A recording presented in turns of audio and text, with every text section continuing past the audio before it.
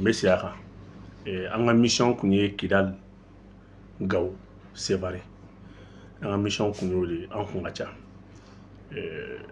a ka di ne ye son excellence colonel Assimi Goïta a ka ni ɲɔgɔn mission malien bɛɛ ka se ka taa malien caman ka t'i ɲɛ da ni réalité ninnu kan bagayogo bɛ kuma fɛn fɛn fɔ la a bɛɛ fitinin de f'i ka t'i ɲɛ da a kan fɛn fɛn bɛ fɔ a bɛɛ fitinin bɛrɛkisɛnin de n'i yɛrɛ taara i ɲɛ da réalité kan a b'i bila i bɛ naga kan fɔ Bamakɔ ye t'a fɔ a b'i bila i b'i ka armée valeur dɔn a b'i bila i b'a dɔn k'a fɔ ni transition ye baara kɛ ni transition ma baara kɛ o jaabi bɛ e yɛrɛ bolo n'i taara i ɲɛ da Kidal kan e yɛrɛ bɛna dɔn k'a fɔ i bɛ ka armée min kun ye ni sɔrɔsikɛ bɛ bɛn carré kɔnɔ o de filɛ nin ye i bɛ non i tɛ sɔn garde tɛ sɔrɔsi ko tɛ polisi ko tɛ protection civile ko tɛ douanier ko tɛ tentigi bɛɛ de bɛ fa nin ba la ça fait quoi bɛɛ de bɛ service ta ɲɔgɔn fɛ nin ye wala ye Bamakɔ de i b'a dɔn de la ko kɔrɔn bɛ bere la yɔrɔ bere la bere couleur tɛ kelen mais bere kɔfɛ jurunin bɛɛ ye finman ye o kɔrɔ ko tentigi bɛɛ bɛ fa nin ba la tous les porteurs a bɛɛ cɛ kelen den i b'o réalité ye Kidal de ka bɔ Kidal ka taa Tezawaten ka bɔ yen ka taa ani ka nin Kidal n'a lamunu bɛɛ Kidal dɔrɔn tɛ dɛ a n'a lamunu bɛɛ bɛ armée ka mara de kɔnɔ a bɛɛ ka bɔ yen ka taa tasibila kɛ préfet ni sous-préfet minnu sara olu kaburu la minnu binna 2014 an ye échec min kɛ premier ministre ka tagali la cɛba minnu sara an taara tasibila ko olu ye n'i ye Kidal ta k'a lajɛ Kidal wari min donna Kidal kɛlɛ la Kidal ye ressource kelen a bɛ Mali permet n'an y'a bɔ a ɲɛma an mago tɛ jɔ mɔgɔ la bilen diɲɛlatigɛ la Kidal ye ressource kelen n'an y'a bɔ a ɲɛma k'a fɔ k'an ye partenaire sincère sɔrɔ k'an sera ka a nafa bɔ comme il se doit an mago tɛ jɔ mɔgɔ la diɲɛ kɔnɔ tugun anw taara sɔrɔ sema mɔgɔw kun kan sanubɔyɔrɔ min bɛ yen 11 min abandonné don min 11 a min 11 na an ye ɲininkali kɛ non min artisanal de don mais ne y'a f'i a min 11 na ko min kelen bɛ yen k'u de la ka 27 kilos bɔ yen k'u kun bɛ se ka 27 kilos bɔ yen par jour c'est vrai a bila i kunna terroristes kun bɛ min sɔrɔ taxi la non Kidal c'est vrai i b'a bila i kunna k'u ye Mali kɛ siranɲɛyɔrɔ de ye quoi non Mali tɔɲɔna fo ka dɔn Mali tɔɲɔna c'est vrai i tɛ se ka Mali tɔɲɔ fana k'i bɔ yen Mali marabaga dɔw bɛ yen u kan ka wele k'u ɲininka hali n'a sɔrɔ u tɛ yen tun Mali marabagaw kan ka wele k'u ɲininka quoi munna u ye nin kɛ jamana la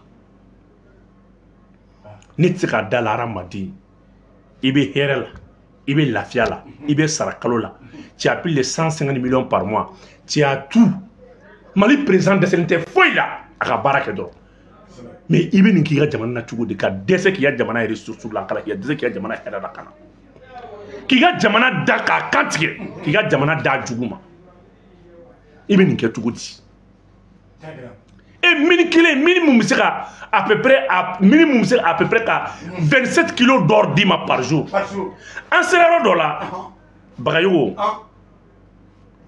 u ko an k'an jɔ an y'an jɔ mankan bɛ ka bɔ fu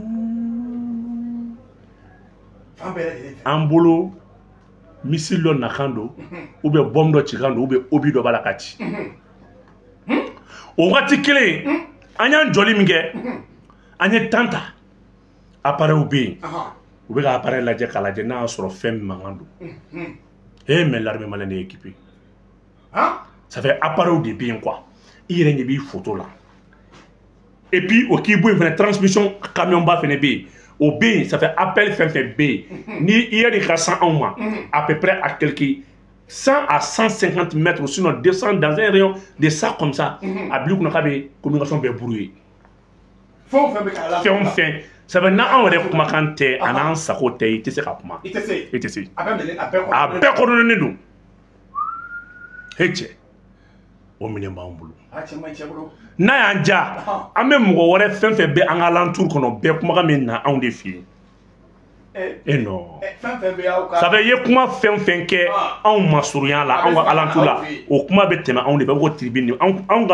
Ça veut quoi? On a tribune mais on est pour communication fait d'ani mara qui prend. Comment quand on follow des filles. Donc il y a la jet. Ko mundo.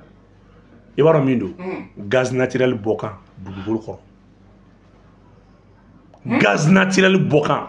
Tellement que les ressources B à travers bon gaz mangam bo fou il ni mangam de même maintenant non Mali te fantan jamana asimi kuma fo Mali te fantan jamana Mali ni fantan ka jam il va ko malien bébé se ka wor so malien bé ni Mali jouer la kanya malien bébé se ka wor tigi awo yɔrɔnin kelen malien bɛɛ bɛ se ka wari tigi malien bɛ kɔfɛ min bɛ kɔnɔ ni Mali jouer la ka ɲa malien bɛɛ bɛ se ka wari sɔrɔ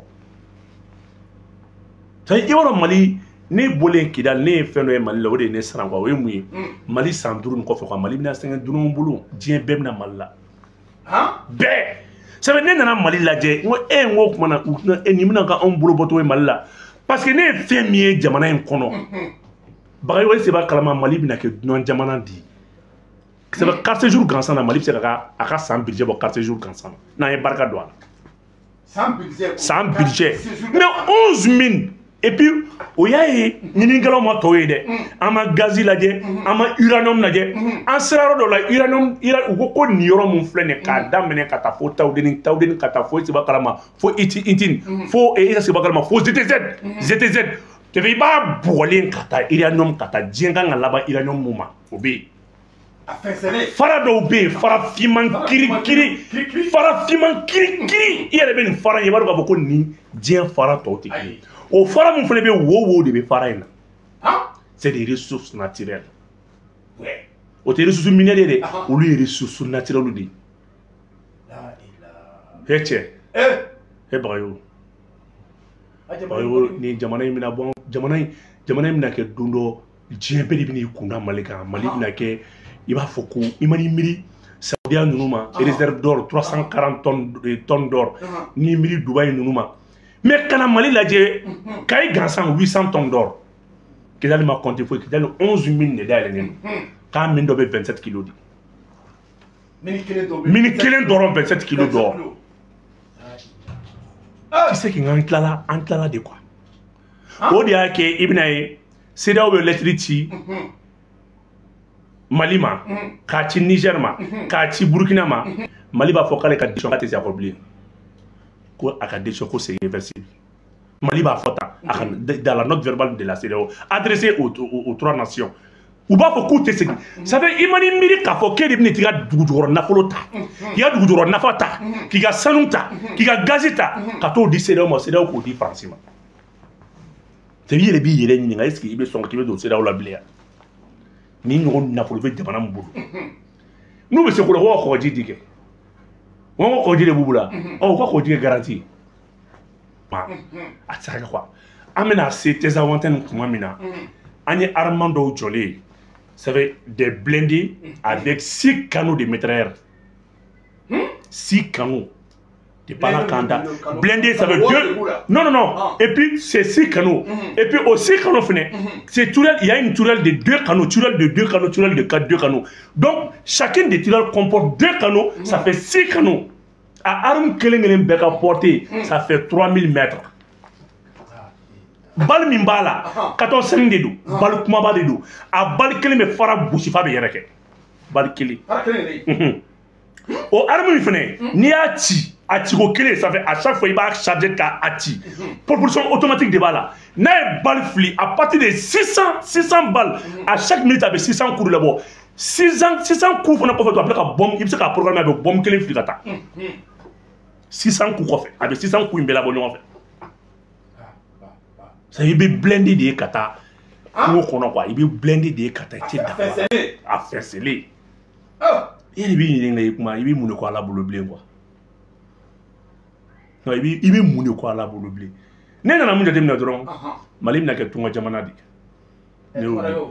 non Mali bina ke tunga jamana ça va top na ke mo ka ta sa jila tugo mina mo na sa jila ka ko kumna malla ne odi quoi ne re odi awɔ mɔgɔw bɛna sa kosɛbɛ ji la u natɔ Mali la a mana kɛ mɔgɔ sugu sugu mais u bɛna sa kosɛbɛ mɔgɔ caman bɛna sa u natɔ Mali la walahi ala u mana sa yɔrɔ yɔrɔ u kɔni bɛ sa parce que Mali nin donni bɛna kɛ ko wɛrɛ ye mɔgɔw ma sigi ni min ye.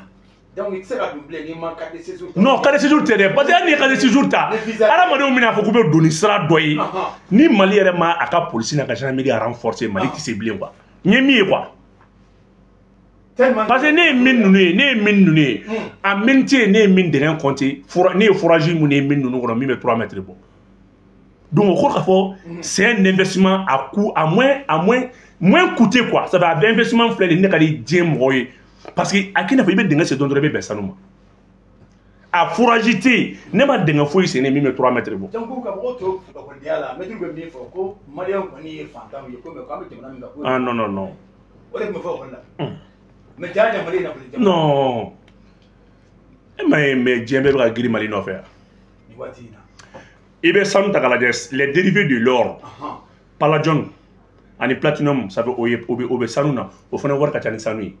Argent non wari ka ca ni sanu ye non ko tubabuw bɛna an ka sanu bɔ u bɛ nin bɛɛ ta u bɛ nin bɛɛ ta u mana wuli dɛ dingɛ bɛ sen dɛ Kayi bɛɛ ye wo Kanku Musa ye 3000 tonnes d'or bɔ o ye dingɛ sen yan Kanku Musa ye dingɛ sen yan Mali sanu de i bɛ to kulonkɛ la hali ka kɔlɔn sen fitinin dɔ i bɛ taa bɛn sanu ma o palladium no platinum mun filɛ nin ye n ko i b'i miiri diɲɛ mɔtɛriba minnu bɛ yen n'u bɛ taa fo diɲɛ sankolobaw la o de y'o ye. Palladium ni platinum o fana wari ka ca ni i y'a faamuya b'a la fɛ o fana wari ka ca ni sanu ye mais i ma deli k'a mɛn fana ko bɛ bɔ Mali la mais tubabuw bɛ taa n'o ye o ye sanu bo de ye o bɛ bɔ sanu bo de la nin y'a ye ni an y'an jɔ ka lithium lajɛ ka taa lithium lajɛ ka taa ça fait ni kidi ne b'a bulon kan lithium ni uranium ni Niger bɔra yen mɔgɔ tɛ Mali ka uranium na awɔ bon bassin bɛ taw de ni awɔ ni Niger bɔra yen mɔgɔ tɛ anw ka uranium na awɔ. Ça veut dire que uranium bɔra k'a bayɛlɛmana ka kɛ yan téléphone batterie bɛ da téléphone kan k'a d'i ma de coltan ordinateur bɛ dilan ni min ye u y'o fana yira an na ka taa ordinateur bɛ dilan ni min ye ordinateur ni télécommunication téléfɛn ninnu bɛ dilan ni min ye mais n k'o dasilen de don ka taa i mana i miiri ka fɔ ko i bɛn'i jɔ ko iPhone 100 150 o tɛ Mali ye bilen i bɛ se k'a sɔrɔ peut-être a kɔni a bɛ iPhone a b'a ni ɲɔgɔn na. ayi politiciens de bɛ wari ta ka don miliyɔn 400 300 miliyɔn fɛn na an ma wari ta ka don wa.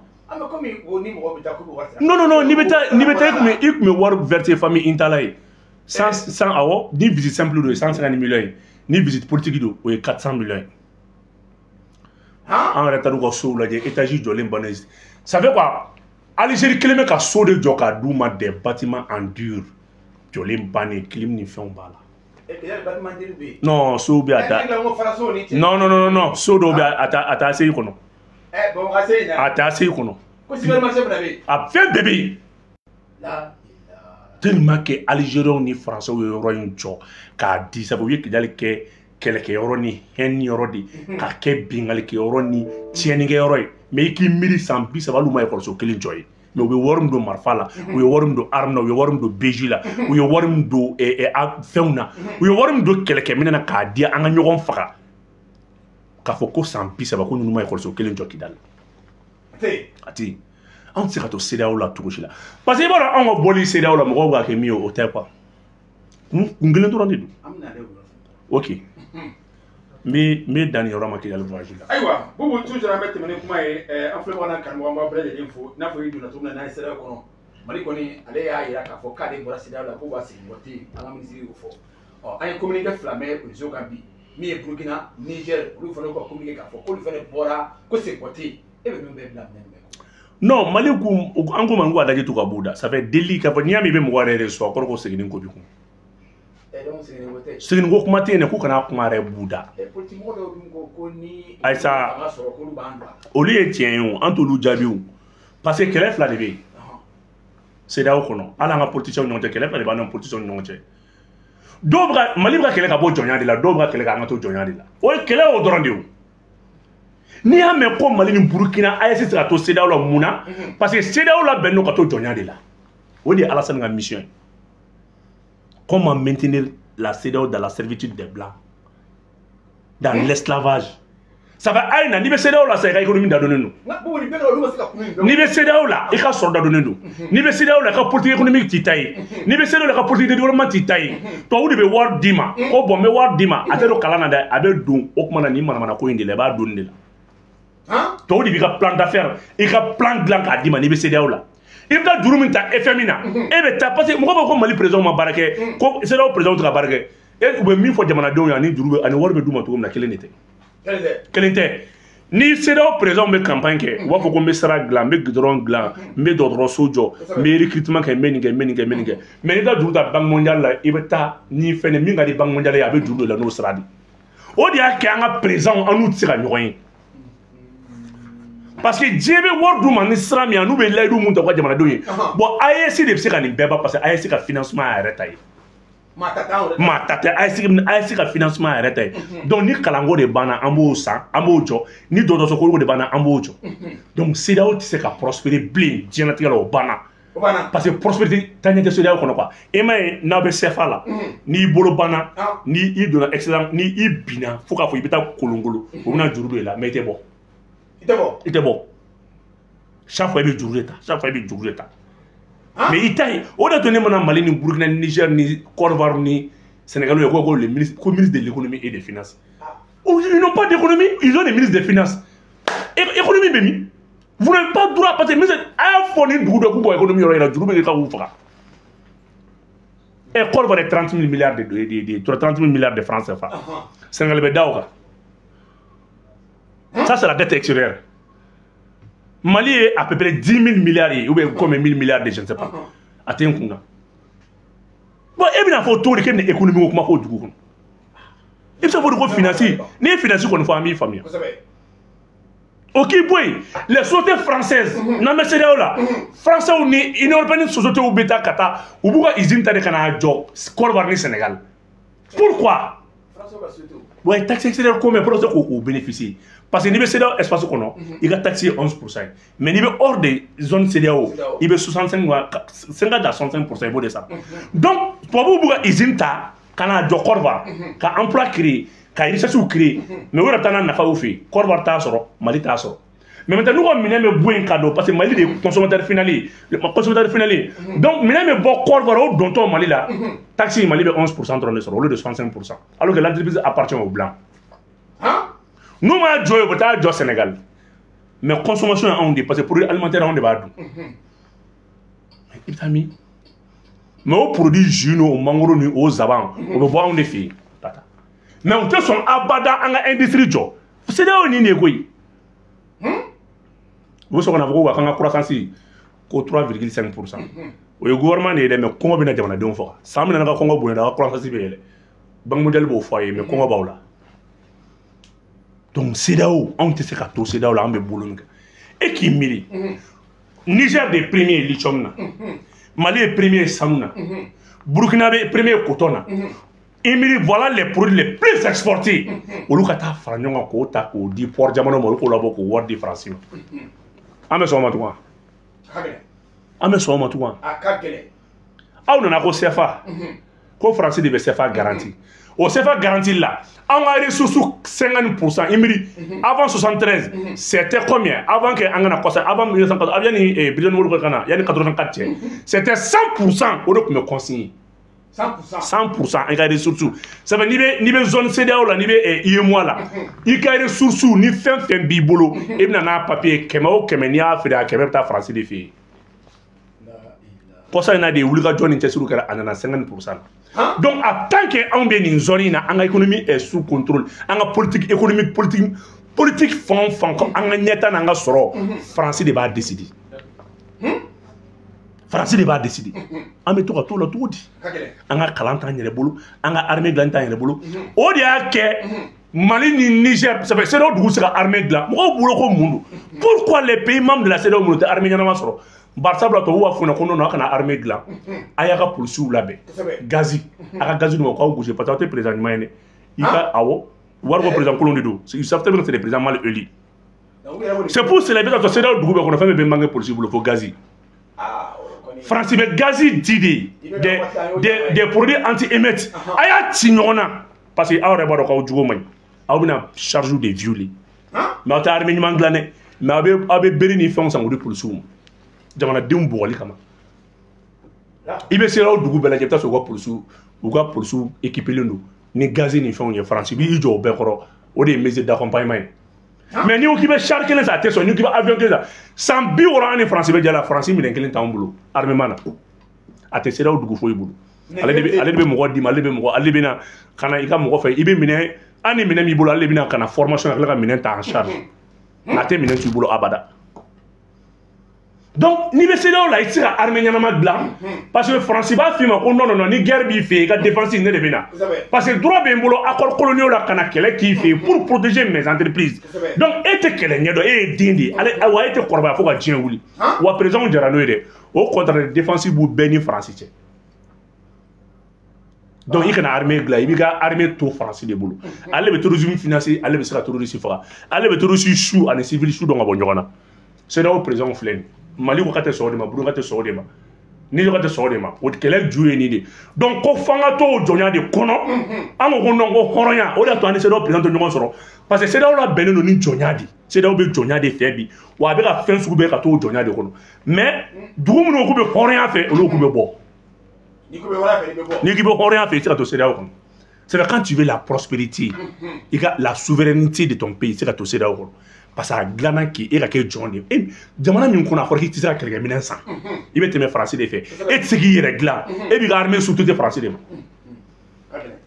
i bɛ se k'o faamu cogo di o France kelen bila ka terroriste dilan ka don i fɛ yen ka tila ka CFA dilan k'o di terroriste fɛ yen ka garantie ta normalement yɛrɛ n'anw bɛ bɔ ka taa commerce i bɛ taa ka taa Maroc ni Tunisie i tɛ jɔ ni CFA ye u b'a fɔ k'u tɛ CFA dɔn k'u t'a dɔn France yɛrɛ min ye CFA dilan France fana tɛ CFA dɔn. Donc CFA n'est pas un bien de banque, c'est un bien de trésor français. Wa dugu économiste ba bébé ni kalama. Ko CFA te bien de banque, ko bien de trésor français de passer français de ka l'état don. Et nous on va sans nous mener garantie. Et nous on garantie. Ça c'est l'échange international. Et pourquoi des garanties? Sur le site maintenant l'échange à l'intérieur ou bien entre les pays membres de l'UEMOA. Garantie tout là. Et bien CFA donné ben CFA de France mais mon garantie et ni ɲɔgɔn cɛ mais maintenant CFA bɛ garantie de à l'échelle commerce international ni e ko k'i bɛ bɔ ka taa Chine ni k'i bɛ taa Dubaï en ce moment échange in bɛ o garantie mais olu b'a fɔ k'u t'a dɔn i bɛ obligé k'a kɛ euro de ou bien a bɛ kɛ dollar de donc an ka sanu bɛ France bolo mun na an ka jama bɛ France bolo mun na an ka lithium bɛ France bolo mun na Mali mɔgɔ kalannenw k'a bila commentaire la. Comment on te fait non, on est voulu, on est vidéo nous. Ah mon calendrier, aya faut qu'est-ce que la garantie d'une monnaie. Monnaie garantie corps est ici ça. Bonne interrogation. Monnaie mi. Il veut même pays africain de corner le wakata don. Allez ta fallu. Ni boulot. Allez CFA war mon muka choueni. Milliards de même mon abem tiga war de la France kata 60 francs. Ni français c'est ça bonne CFA eurochiu. Ni war chou CFA là. Et c'est ka dum. O sueli fɛn bɛ kɛ 20 milliards tunna fɛn tɔgɔ ye di vérificateur général ko 30 milliards tunna 50 milliards tunna normalement français de kan ka wari sara wa ale b'a garantie ya ni e ye 20 milliards ta sisan o série bɛ jɔn bolo a numéro bɛ jɔn bolo o dɔnnen don e bɛ taa bila banque min kɔnɔ o dɔnnen don o wari bɛ tila ka taa bila yɔrɔ min na o fana dɔnnen don donc e bɛ wari min suɲɛ français de kan ka rembourser. Mais mouna c'est pas fait ni a chien il se ka dun diɲɛ fansi ni français tɛ mɔgɔ kalannenw kulo bɛ ne la diɲɛ fansi i bɛ se ka taa don français dɔrɔn de sauf i b'a bila jugement kɛ k'a falen sanu na k'a falen fɛnɛ n ka t'o ma ou bien k'a falen du la n ka t'o ma mais ka taa CFA mara compte kɔnɔ français dɔrɔn tɛ se ka compte offshore créer n'a ye compte fɛnɛ créer n'i m'a sago kɛ a b'a fɔ ko bien mal acquis bien mal acquis i b'a sɔrɔ cogo dɔn n'i ye k'a fɔ ko mal acquis billahi i b'a kalama min don. Tu es complice maintenant de ce mal acquis là. Donc, moi, je suis un calan srafé. Et puis, moi, Gabon, bien saisi, bien mal acquis, parce qu'il y avait ces pas de là. N'a sur il de la couille de me Maroc war saisi. Il de la couille de me Algérie war saisi. Il de la couille de me saisi parce qu'il y avait pas de là parce que n'a les tests c'est pas chouette. Donc, allez, c'est pas de chouette, c'est la France qui doit rembourser. On va faire état là. On manga mochi poursuit pour crime économique. Aïwa. Boubou, ayo de fort, bita, atega basemini, anabde ça doit dire moi fla ani ça va. Toujours il est pour ça que c'est pas comme là, on peut ayakli dit en gros ko wal kula. a ye se ka wari ko maa caman bɛ ka ɲininkali kɛ u bɛ ka message bila ka na ko yala wari ko in yɛrɛ k'a bɛ parce que olu yɛrɛ ni tɛ fɛ ka CFA yɛrɛ u ɲɛ la bilen u tɛ fɛ ka kuma yɛrɛ m'u kulo yɛrɛ la bilen ko Mali ka wari ko a bɛna kɛ kuma jumɛn. CFA yɛrɛ hinɛ bɛ ka ne minɛ o parce que a ɲɛnafini bɛna mɔgɔw minɛ. CFA ɲɛnafini bɛna mɔgɔw minɛ. An ka wari banna mois de novembre ka don décembre la. Février janvier k'an b'an ka wari fɛn CEDEAO ko non ko an bɛ ka yɛlɛ olu ka prérogative kan. Échanges commerciaux ninnu na k'an n'u bɛ don domaine kelen kɔnɔ ko parce que k'an bɛ CEDEAO la. CEDEAO de y'an bloqué o. Ouais. CEDEAO de y'an ka fɛn caman bloqué. Parce que pour ka se k'i ka wari baara kɛ il faut encore une banque de consignation des dépôts. E bɛ jumɛn consigner? E kan ka mun de consigner i ka ressources. Mais il faut que n'i bɛ CEDEAO la i bɛ espace dɔ kɔnɔ CEDEAO de y'a yira k'a fɔ ko non k'an bɛ tɔn dɔ kɔnɔ déjà o ye kelen ye. Filanan CEDEAO a menti ko ouais ko janvier déjà k'ale bɛna ECO lancer k'ale bɛna monnaie unique kɛ. AES wari bloqué kun kɔnɔ k'ale bɛna o kɛ ko parce que k'anw bɛ CEDEAO la anw tɛ se ka kɛ ECO la tila ka fɔ k'an bɛ kɛ k'an b'an ka wari créer. Mali ma foyi f'a ye Burkina ma foyi f'a ye Niger ma foyi f'a ye u ye mun kɛ u ye Niger compte fermé donc Niger tun bɛna bɔgɔ de dun mois de février na Niger tun bɛna bɔgɔ de dun donc comme a ko aw bɛna taa ECO la ko ye monnaie unique ye dans l'espace CEDEAO an bɔra yɛrɛ de sisan pewu n'o tɛ an ka wari plancher habillé bɛɛ taara k'a fɛn bɛɛ ta k'a calcul ni fɛn bɛɛ kɛ k'a ban pewu wa diɲɛ bɛɛ jara n'an ka wari ye.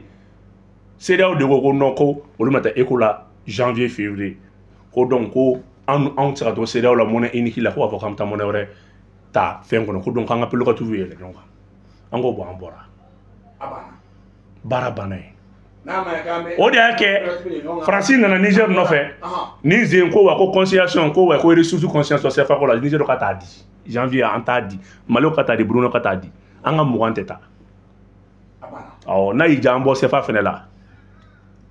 An ka 20 tɛ taa garantie a kan ta an tɛ fɛn kɔnɔ n'i yɛrɛ bɛ jɔ a garantie kɔrɔ i jɔ a garantie kɔrɔ fo bie minnu bɛ i yɛrɛ de b'a sara parce que e de y'a dilan ka di terroristes ma a machine t'anw fɛ e de y'a dilan ka di terroristes ma nin 20 000 milliards nin i b'a sara o de y'a kɛ bi in na France bɛ fɛ ka bila sous contrôle budgétaire Union européenne na non a ka fɛn bɛɛ jiginna lagosi nana e sigi ka lajɛ sa e bɛ tila ka France sɔrɔ aran na k'a bɛna Mali la aventure la tubabu tɛ malo koyi. N'a ma kɛ i b'a fɔ ma tu ninnu bɛ tila ka na yan u bɛna école maîtrise kɛ an ye yan n'a ma kɛ i b'a fɔ ma tɛ i bɛ tubabu ye enseignant an ka écolisow la yan a tɛ i sigi ka lajɛ parce que u t'a dɔn e mais mun n'u français in dɔrɔn fɔli tɛ yan n t'an t'u bila baara foyi la parce que n'u bila fɛn fɛn la u b'i suɲɛ u tɛ se ka fɛn kelen min suɲɛ ye lagare dɔrɔn de non France ɲɔgɔn zon dugutigi a tɛ baara fɛ o n'o tɛ a bɛ se ka mun suɲɛ bon i b'o bila i kunna an b'u sigi ka lajɛ kɛ an ka fɛn bɛɛ tɛna yɛlɛ yan n'an ka ressources bɔli da yɛlɛ mais niveau de vie de bɛ yɛlɛ o donc an ka wari sumaya kun kɛra nin de ye an ka wari sumaya kun kɛra nin parce que olu de ye lettre ci ko olu bɛ ka taa ECO la ko donc k'anw bɛ CFA la déjà ko ECO kan ka bɔ ayisa wariko kuma kɔni o banna sa anw ka ni sigi ka CFA a bɛ bɔ nin don ye kuma wɛrɛ de wariko kuma kɔni banna fɛn fɛn parce que i b'a dɔn wariko nous on a anticipé un jeu ni n'an kun ma bɔ nin wagati la février kun b'an bloqué parce que u ka monnaie u ka ECO in bɛ sɔn ka bɔ peut-être avant avril e bɛ se k'a fɔ cogo di k'a fɔ ko i kan ka wari dilannen to an yɛrɛ bolo i bɛ t'i jɔ ko non k'o tɛ kɛ Niger ni Ghana ko non k'olu t'a la parce que France b'olu ne ka don ECO la donc o fana ye débat wɛrɛ ça c'est un débat économique n tɛna n da don o la bi mais k'a fina wari banna pewu wari banna wa wari in kɔnɔna la fɛnɛ u ka CFA kuma ninnu tɛ fɔ wari in na dɛ awɔ 10 francs 50 francs o t'a la dɛ wari min daminɛ 1 à 1000 la 2000 t'a la 3000 t'a la 5000 billet t'a la 10 000 francs billet t'a la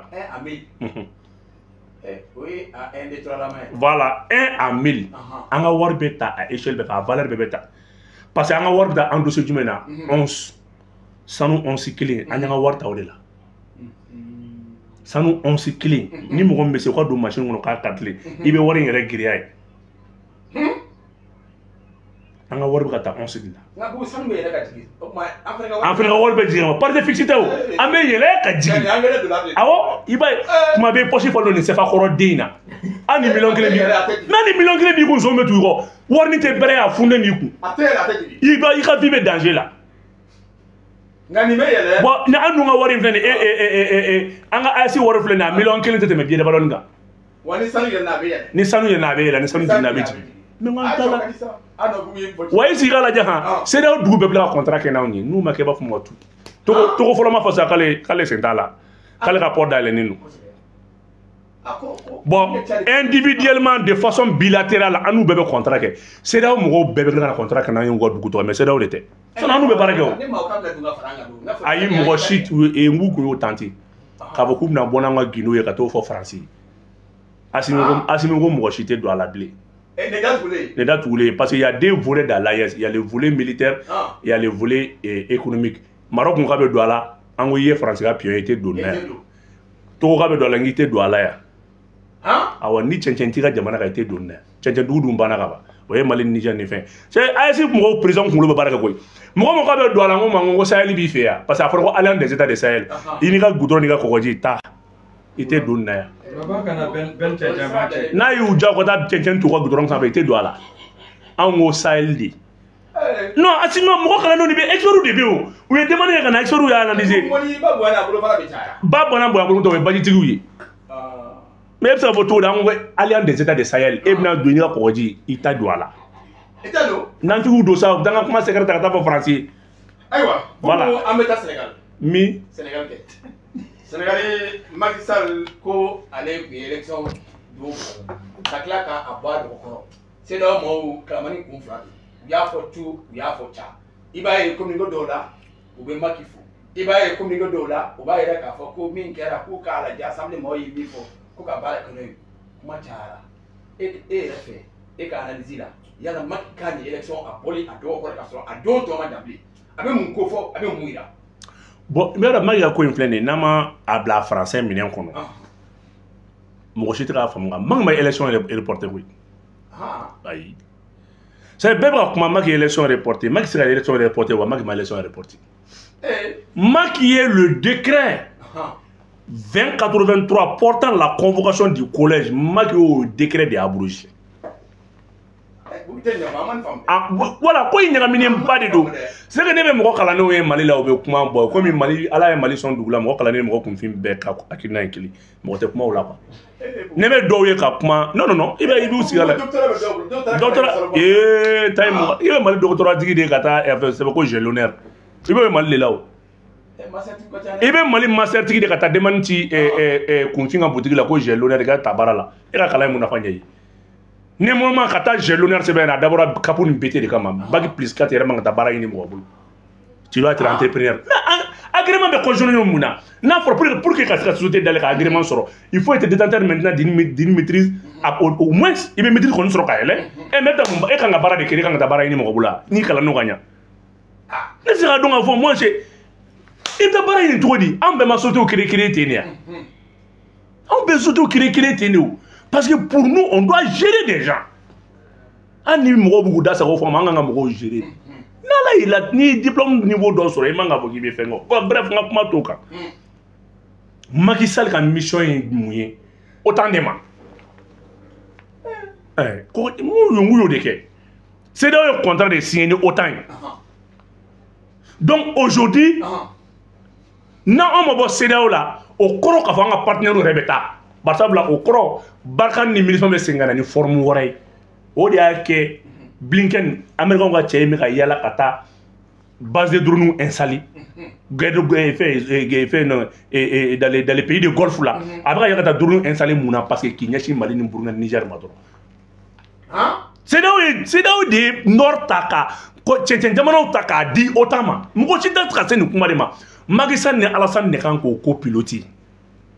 Donc an nous a mandat bana ou betué. Non. En tant que Yerema Horan mo be kela ka Yerema Horan ni Alassane ne Macky Sall te bo fangala parce que luka mission de kam ko mine ka di francima. Bon ou dou échouera parce que Bibi na Alassane échouera Macky Sall échouera. AES bala ka créer, Waru bana ka créer. Ou yera toba ça fait plus nous n'avons pas là on a besoin que ça va bien si va que la maman va bosser là non donc France wa be to indi ati nga war mine ka dun ka be ta ka anaga mana bana be to yere tout ma koy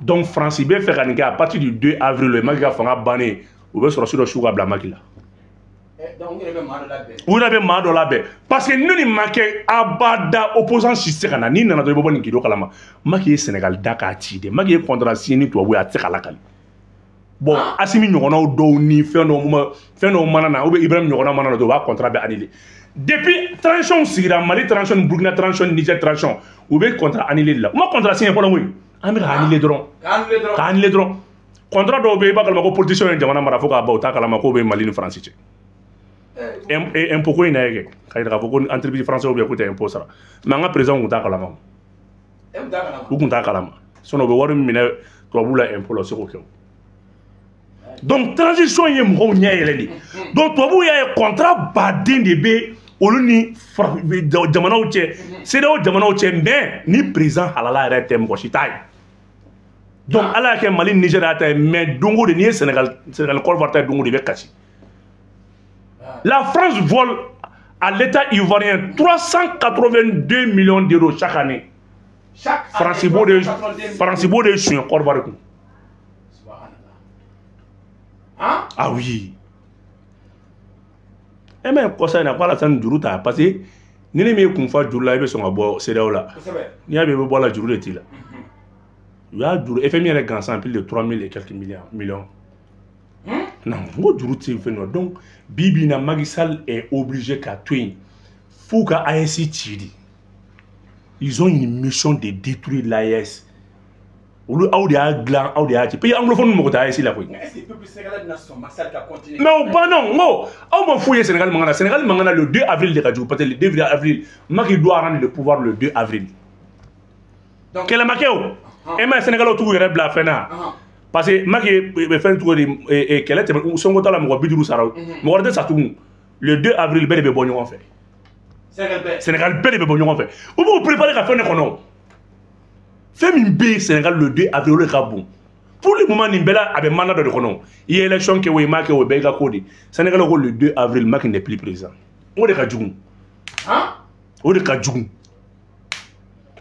Sénégal shooter boala mo ko min fo mi coup d'état militaire de Kerao Macky mi ngani coup d'état militaire de parce que ni a ba ko fanga la armée de babul mais akana so attention mo ko te mindo Mali ni Sénégalais ni Burkina te kelene et fait Côte d'Ivoire te kelene armée flafla de be to buka jamana bulu Gabon Côte d'Ivoire Sénégal ils ont deux armées une armée pour le peuple et une armée pour le président armée mimbe président protégée celle-là est plus équipée que celle qui défend le peuple ah oui mo fa ide ou ko armée flafla de bulu ou ko présenter grand élément ga tenu armée régulière taille non non de fier il va oublier kuna donc fait mundo kelme ku la kana ka jamana dum fagali labe ou kelme ku la kana ka jamana dum fagali de labe mais ou te force Sénégal le 2 avril sinon non foi ou ka to indron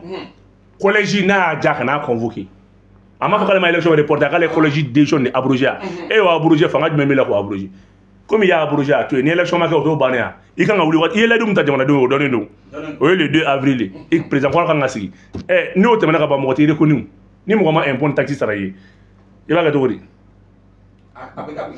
Sénégal opta de civil de là les Sénégalais tu ta ka ou coupe Macky Sall ke lo ta ke koy baby ba impôt taxi de ça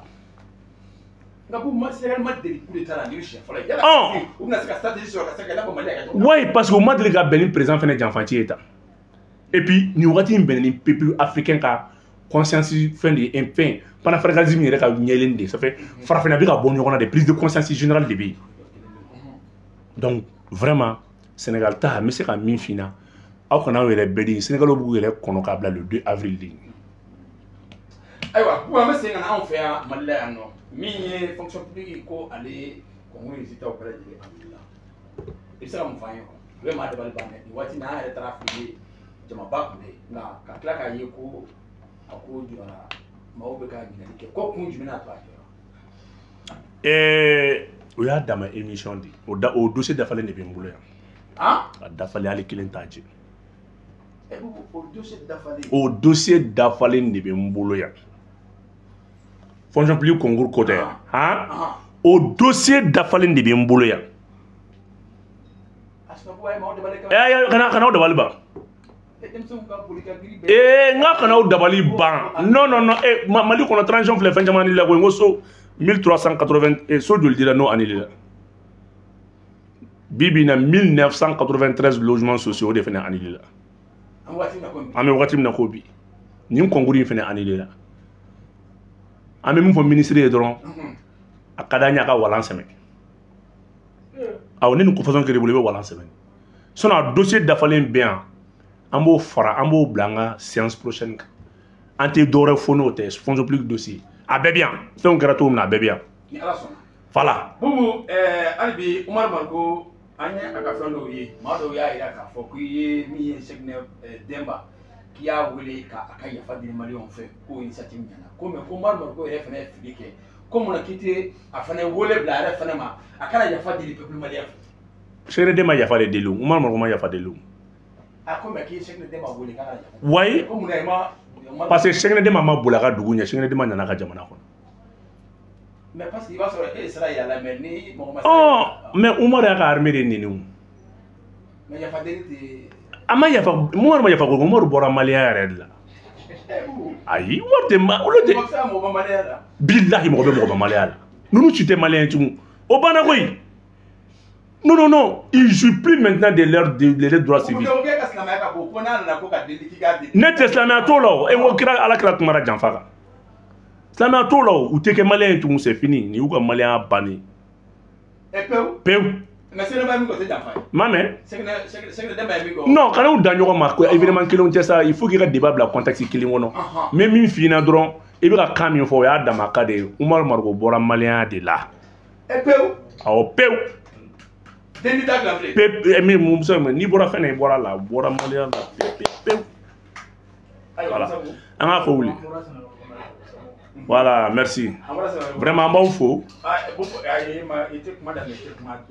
Donc maintenant ka foli an filɛ ka ni mɔgɔ caman bɛ yan ni minnu bɛ fɛ ka kuma ka ɲi donc Bubu kuma kuncɛ kuma la. Vraiment k'aw fo k'aw waleɲuman dɔn dan tɛ foli min na.